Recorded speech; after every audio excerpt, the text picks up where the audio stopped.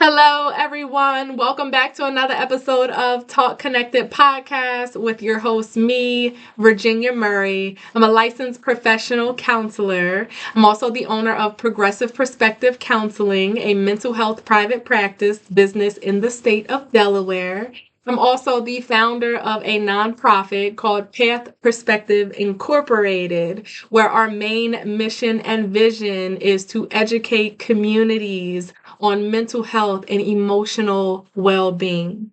Talk Connected Podcast is a place here online where our online community and viewers can come together and hear about and contribute to real life challenges and situations and conversations about how to better navigate life or issues when they arise, how to push past limitations, how to look at, our mental health with just a different lens and perspective to hopefully build up empowerment, motivation, and resilience inside of us. So, in this episode today, I kind of want to cover and talk about who are we giving access to in our lives. I want to look at that, right? Because there's been one point or another where we've probably given access to someone in our lives and maybe they did not, belong there. Let's say belong there. So who are you giving access to, or who have you given access to in your life? And I want to kind of connect that to romantic relationships. That's a big part of a lot of our lives. I'm not going to say everyone, right? Because there are some people out there that just enjoy their alone time, maybe companionship here and there, but they truly, genuinely enjoy, navigating life in their own bubble, in their own space. And that's okay.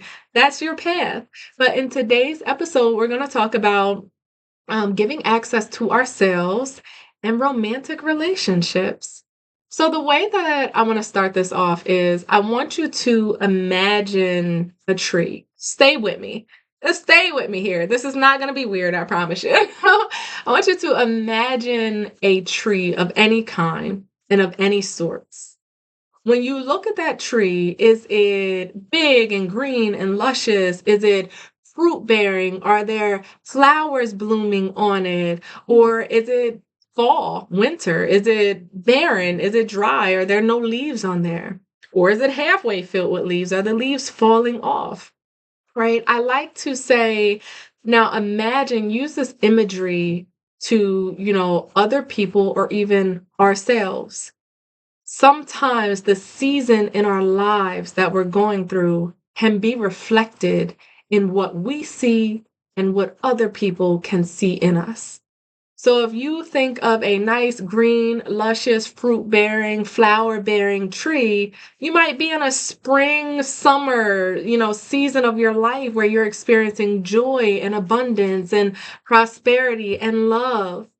But if you can imagine yourself where your tree is barren and there are no leaves on it, there are no fruit, there are no flowers, you may be in a fall, winter part of your life where it just feels like a waiting season, or what is going on? I just feel dry. I just feel down. I just have low mood.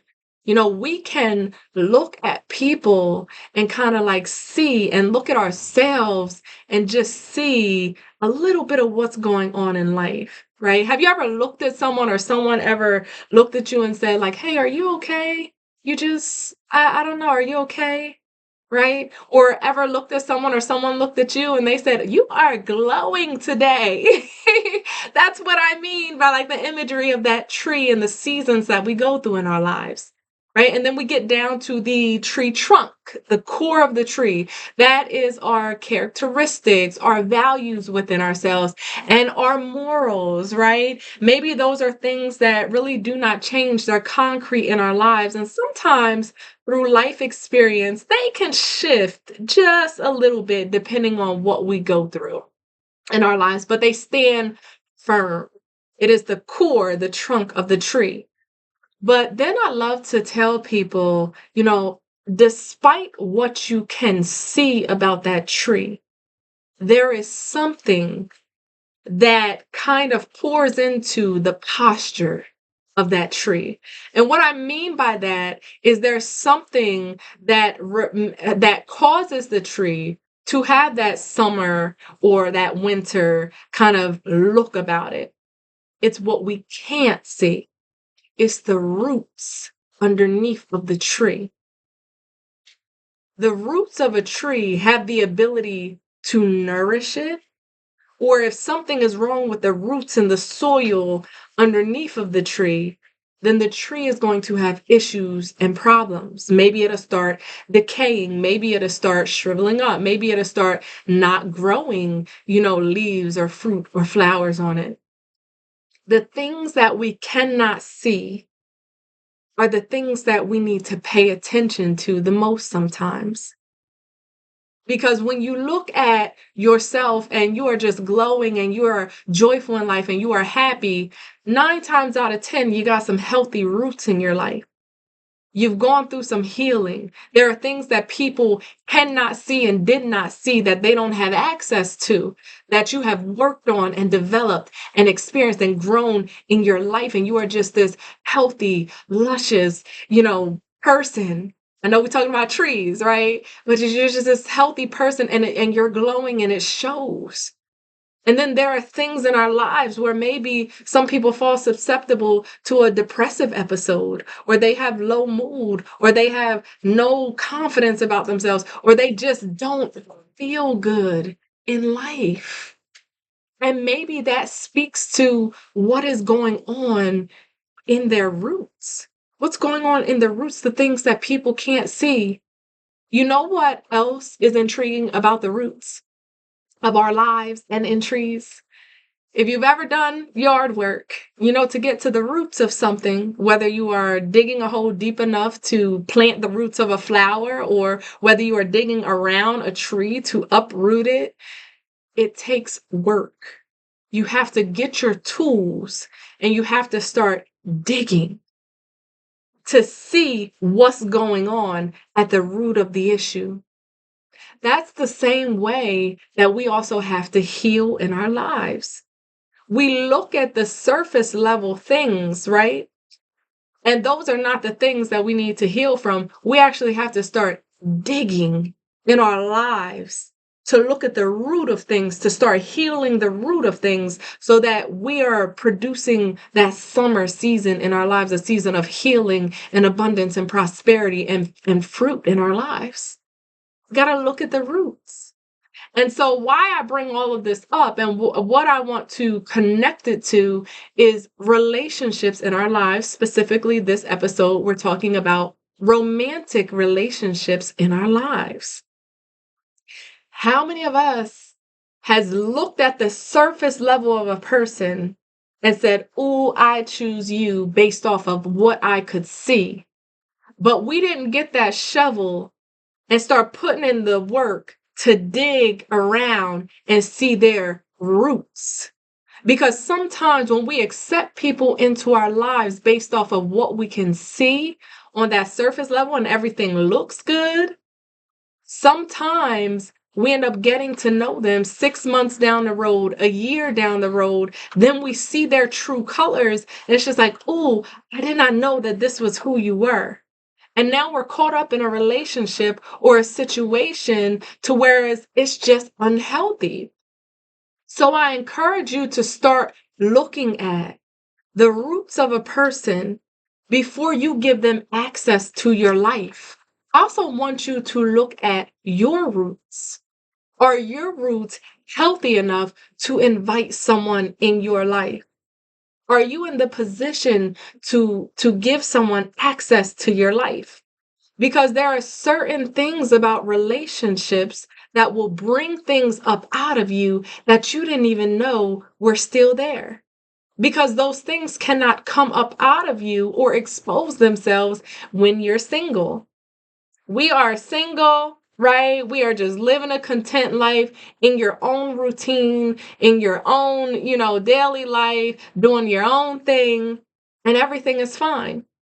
But then when you take your life and you invite someone else into it and you merge lives together, things change. What you were doing when you were single is no longer effective in a relationship.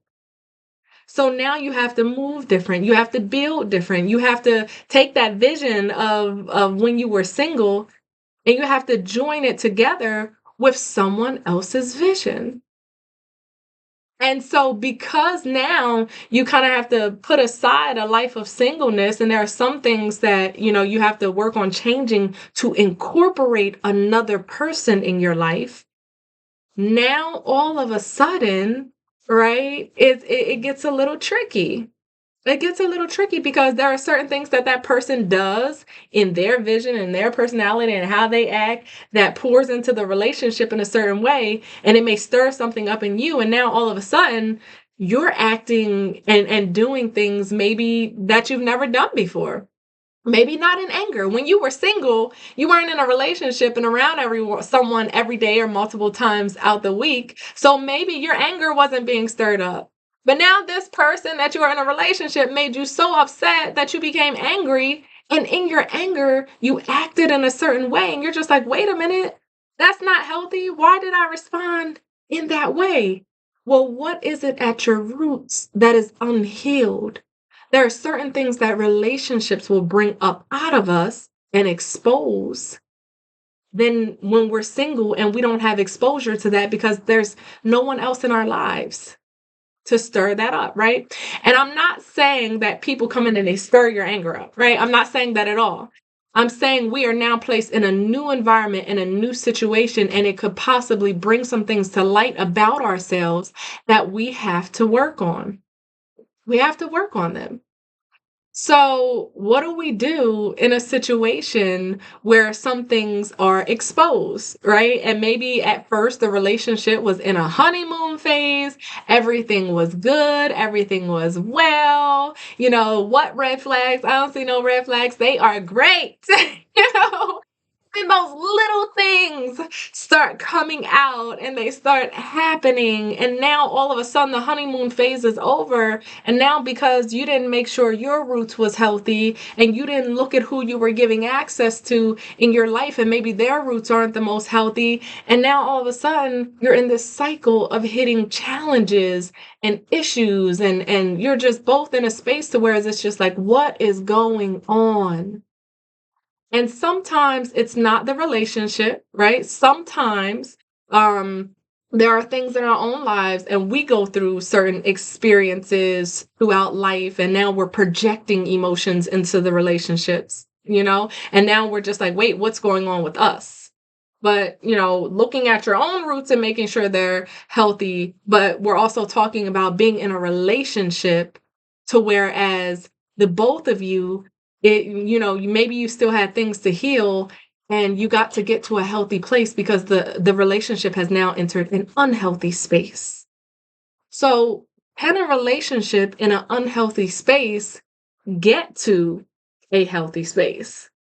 Yes, sometimes, depending on the circumstances, the things. We're not talking about abusive relationship, domestic violence, intimate partner violence, emotional, mental abuse. We're not talking about that in this episode. Maybe there'll be an upcoming episode about it, but this episode just speaks to the things in a relationship that can cause it to kind of go left. Ineffective communication, life experiences, challenges, and issues. We can't get out of this rut. What is happening to us? A unhealthy relationship can get to a healthy place if both of you are willing to work on it and through it. If the person, is willing to work on it with you. Instead of a healthy relationship is a person not running away from the challenges or the issues of the relationship that they would like to work on, running to other people, running away from it.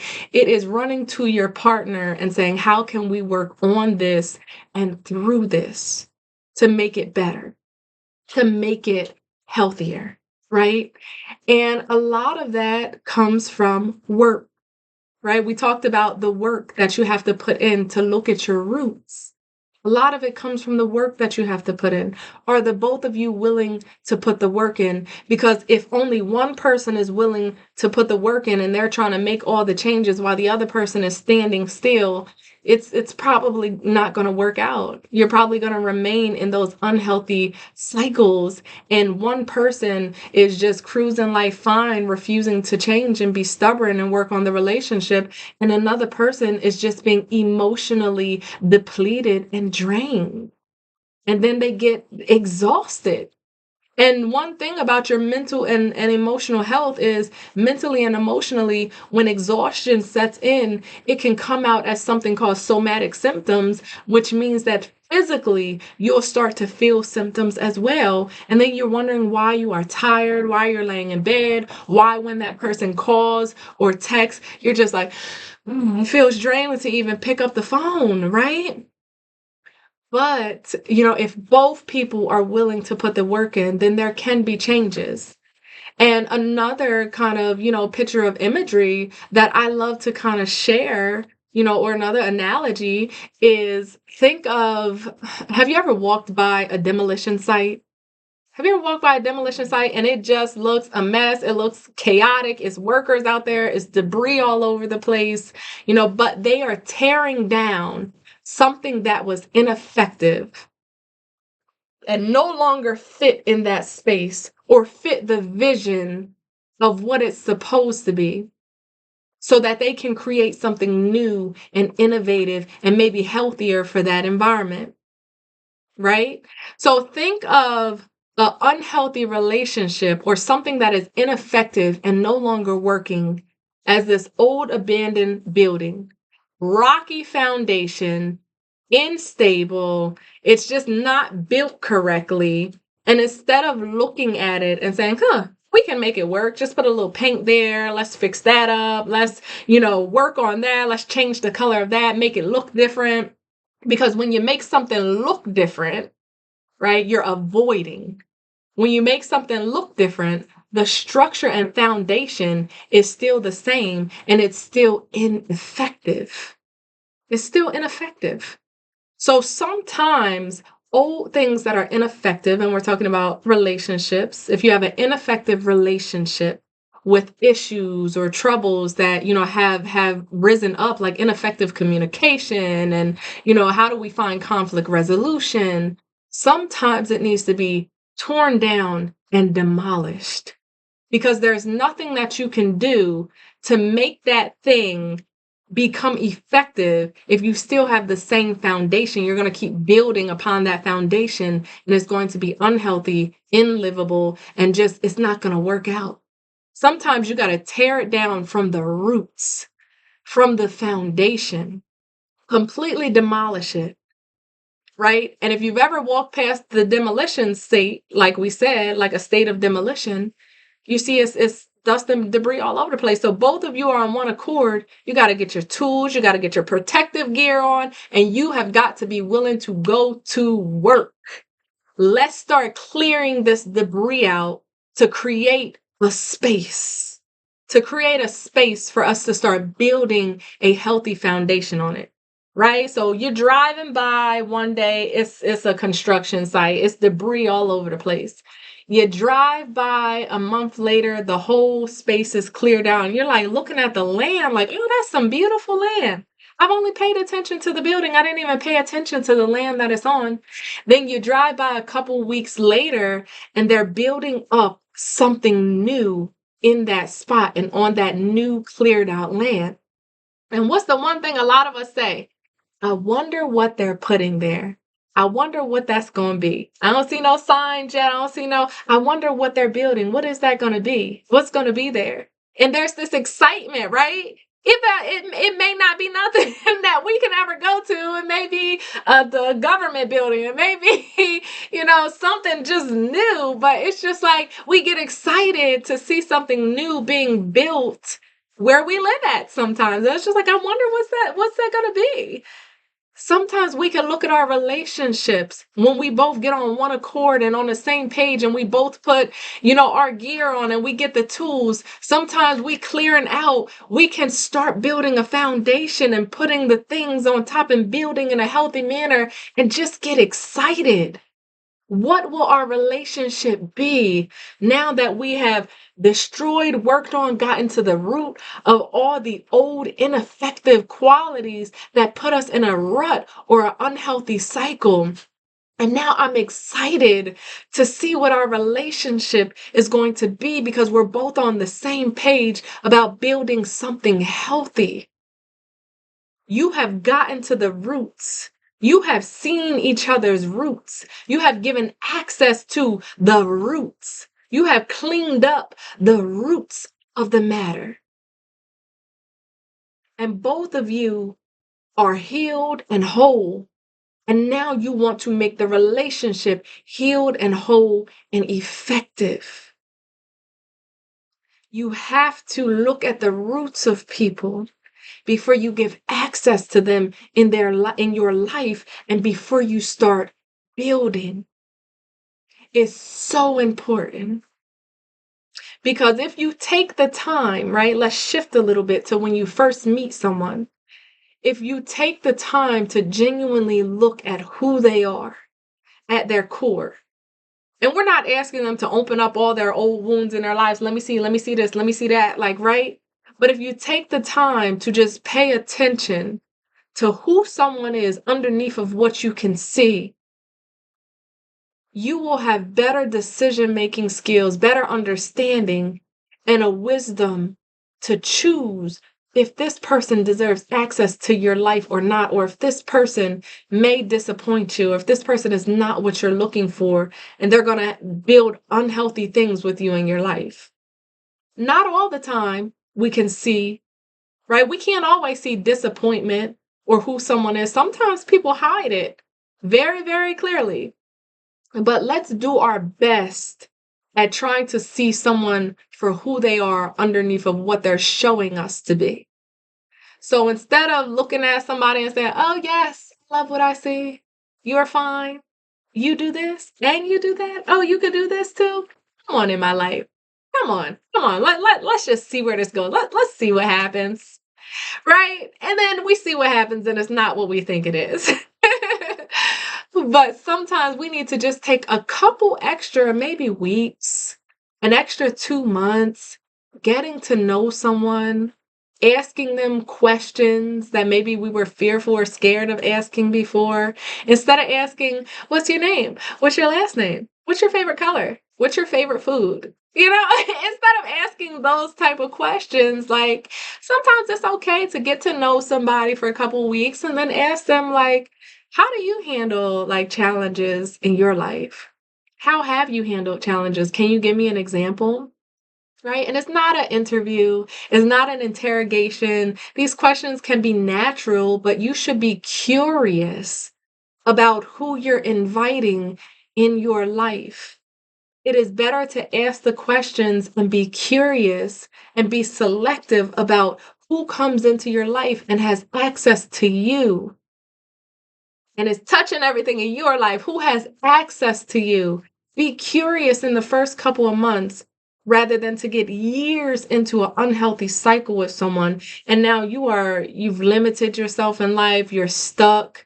You don't know how to get out of this rut. You're in this toxic, pattern with someone. And you just feel like there could be more for you, but you're stuck in this cycle now that you have to dig yourself out of. And there's nothing wrong, right, with realizing that you are stuck and maybe you chose the wrong person. It is never anything wrong with saying, from this day forward, I need to make changes in my life. Because sometimes years can go by and then you realize, wait a minute, I am stuck. I should have never gotten myself in this situation or gave access to this person. Should have never. How did I get here? It's never too late to make changes in your life. It's never too late to realize that you are in a position that you don't belong in. It's never too late to kind of say, I need to look at my roots and I need to look at their roots and I need to see, can this thing be reconciled or restored? Or do I need to make changes and decisions in my life? Do I need to trust myself enough to make decisions in my life that are going to bring me up out of something that I have been stuck in and that I should not have gotten myself into? We've all been there. I've gotten myself in situations that I should not have been in, situations with life, relationships. But we also have to trust ourselves and build the courage and have the understanding to do what's best for us in our lives, to do what's intentional, be intentional. Intentional, oh, that's my favorite word. I will intentional someone until they can't hear it no more. But it's so true. We have to be intentional about everything about our lives because we are so special and we deserve to be loved and cared for in the right way. Love does not look like a crash out, okay? So what people like to say nowadays, like, I crash out because I love you. I crash out because I care about you. I only did those impulsive things out of anger because it's you. Nobody else can take me to that point. That's not love. That's not love. You need to go heal. You need to go heal. Because if we are saying disrespectful things, if we are tearing somebody's property up, if we are, doing things to people or to situations, if we are crashing out in a situation, that's not love. That's an indicator that you need to go heal because how I need to be loved and cared for is with love, not impulsive, negative, wild behaviors. I need to be loved with love. And love has boundaries. You cannot go out there and engage in certain things like you were, if that's the state of your relationship, like you are single or engage in infidelity or engage in doing things that your partner feels as though is disrespectful and maybe is disrespectful to your partner and then still expect them to love you unconditionally. There are boundaries to love because we deserve to be loved correctly. When I say we, I mean everybody. We deserve to be loved correctly and poured into correctly. If you know that you need to heal, if you know there's some things at your roots that you need to deal with, heal those roots and deal with those things so that when you get into a relationship with someone and you merge lives with someone, those things are not being brought up and exposed, and then you're hurting someone. And then they have to go heal. Because we can hurt people that are already healed and then they got to go heal again. And I know it's so unfair. It's so unfair. People will come into your life and they will do things and say things to you, and they're not the ones that have to heal from it. You are. It's so unfair. But we have to take the time to be careful. That's why we got to be careful about who we invite into our lives and who we give access to us. Because what you've worked for and becoming the version of you that you love, people can affect it. People can affect it, purposefully or not purposefully. There are some things that people do that they didn't even know was inside of them, and all of a sudden they acted a certain type of way because they didn't know they needed to heal from something. It affected you, and now you're hurt, and now you got to go heal from that. Be careful who you give access to in your life. Also, make sure you are healed. Try your best to have curiosity to see if the other person is healed, right? And like we said, there are certain things that maybe, we don't know is present that does come up and is exposed. And when it's exposed, it's important that we look at it, we self-reflect, we process, and we get the support that we need in order to work on that so it doesn't happen again. Because love looks like changing the negative things about ourselves that do not hurt other people. That's how we love. That's how we love. We can't just give people false hope and empty promises and say, I'm going to change. I'm going to work on that. I'm going to work on that. And then they get infatuated with the false hope and the change, and they start looking at that instead of the reality of what the person is actually doing in front of their face. We could get caught up on the promises of words rather than the reality of the actions and behaviors that we're seeing. And then we're in this tug of war. But they said this, but they keep hurting me. But they said this, but I keep getting disappointed. But they said this, and I know that they can change. I see the potential. Stop living in and looking at potential and look at the present moment of what they are doing now.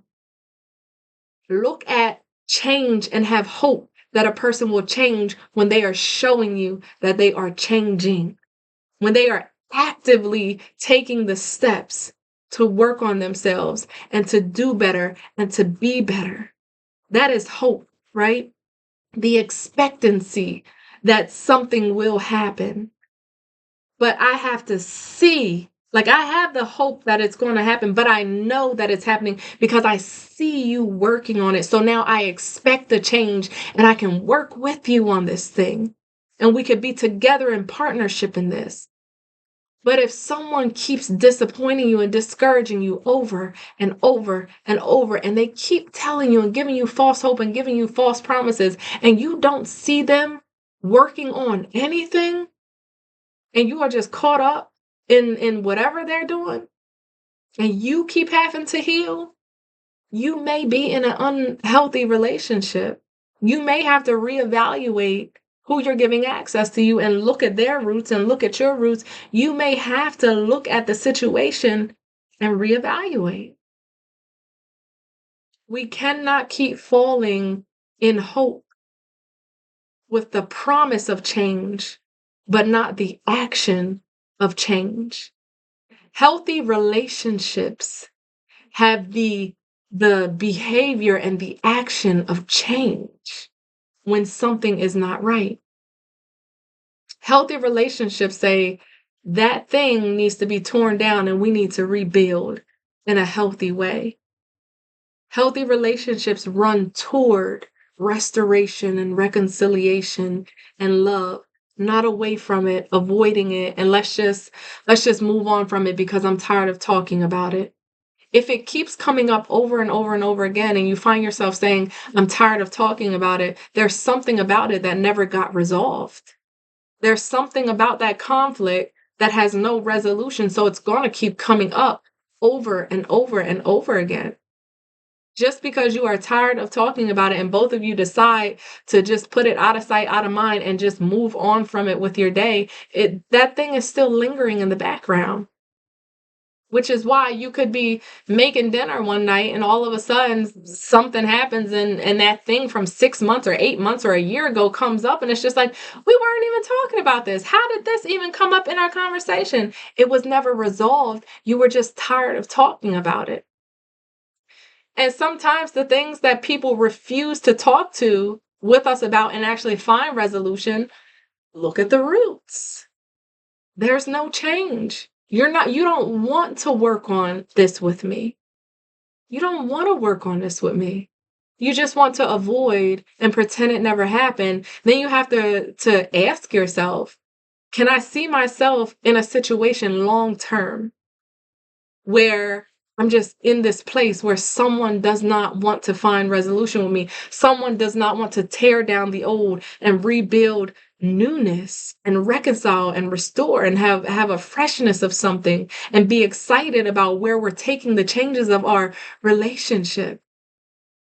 Sometimes we got to reflect long term, how do I see this affecting my emotional and my mental health? And then eventually my physical health, right?